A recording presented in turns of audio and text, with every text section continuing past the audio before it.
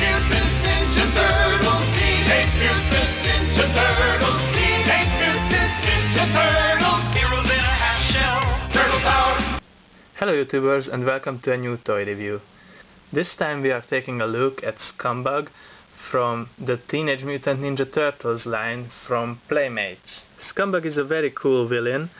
Sadly he was not used that often in the original cartoon.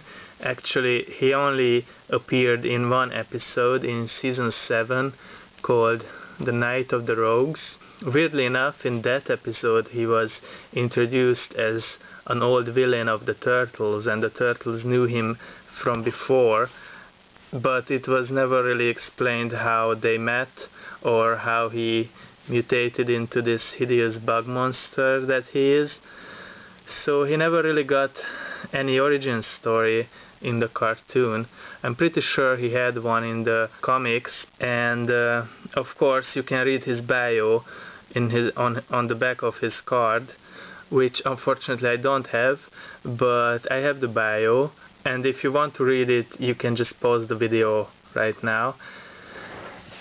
To sum it up, he was a bug exterminator who was supposed to take care of the bug problem in the Technodrome, and there was probably a fatal accident that caused him to mutate into like a humanoid cockroach that you can see here.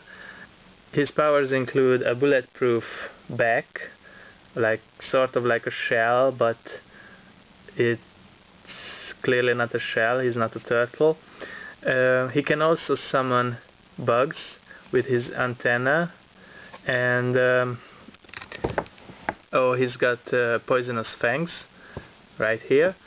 And what else? Yeah, he's got his weapon thingy that sort of shoots acid or something like that according to the cartoon, and he's got this backpack on his back which says turtle kill and caution toxic.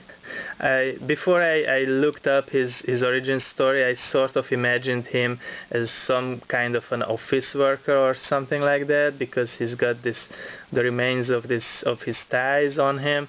You can see some bugs sculpted on, and all his bug features just bursting through his shirt, and you can kind of see like the beginning of an extra arm with pincers on it, and also on the other side too. It's kind of freaky, and his arms have all these sharp thorn looking things coming out of his skin that kind of could be like also beginning of some bug features.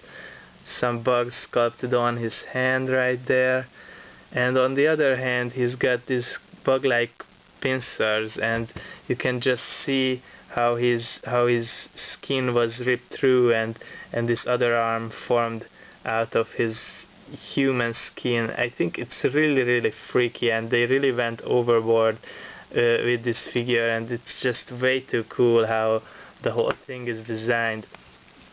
Also on the legs you can kind of see this buggish features coming through the pants right there.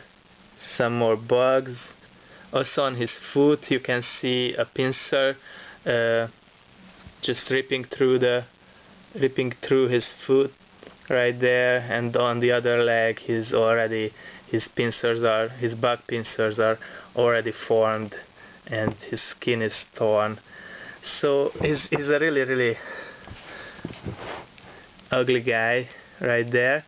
And his face is also interesting because his jaw is actually movable, and as you turn his head it moves by itself because there's not too much space, so it's like he's closing and opening his mouth as you turn it. I think that looks really nice.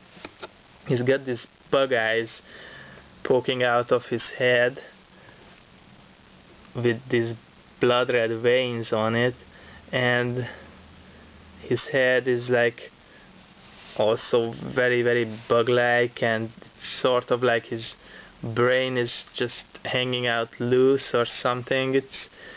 It's really freaky. And he's got this antenna, which, to tell you the truth, they sort of give him a kind of like a samurai look for me.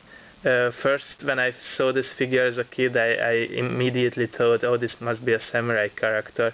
But no, it's just his antenna. They are held together by, I don't know, this black rubber band thingy, and they are hanging loose right there. Unfortunately, on my figure, one of the antennas are broken off a little bit, but it's not too bad. On his back, the backpack thingy is removable, but you have to like get also these tubes out of his chest to remove it. And of course the little cockroaches, the little bugs that he has, are also removable. You just put them wherever you want them, really. I put them on these tubes, but you can put them really anywhere. So the figure comes with a backpack, 2 tubes for the front part, and 1 tube for connecting the weapon.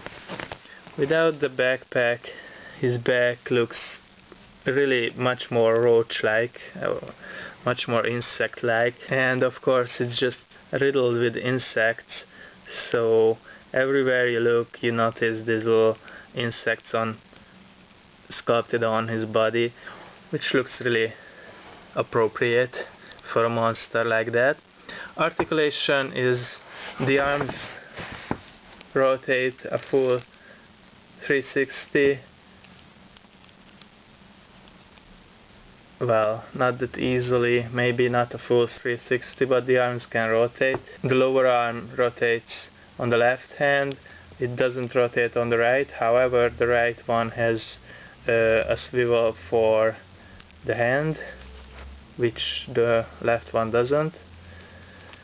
No articulation in the midsection. You have rotating legs, and that's basically it. So basically it's just your standard Playmates Ninja Turtles articulation. Also the size is roughly the size of a Ninja Turtle figure, except for the antenna that makes him a little bit taller. So you have a really freaky figure here, and probably if you like the Playmates Ninja Turtles figures, then you probably like freaky monsters, so I don't have to introduce you to those kind of things. In that sense, it's really a no-brainer to get this guy, because he's a really cool toy and has some unique features with the moving jaw and everything. And what other toy line can give you a humanoid cockroach to play with? So if you like this review, just go ahead and pick this guy up, because he's a lot of fun and a really cool action figure. So thank you for watching this review. Stay tuned for more. Take care and bye bye.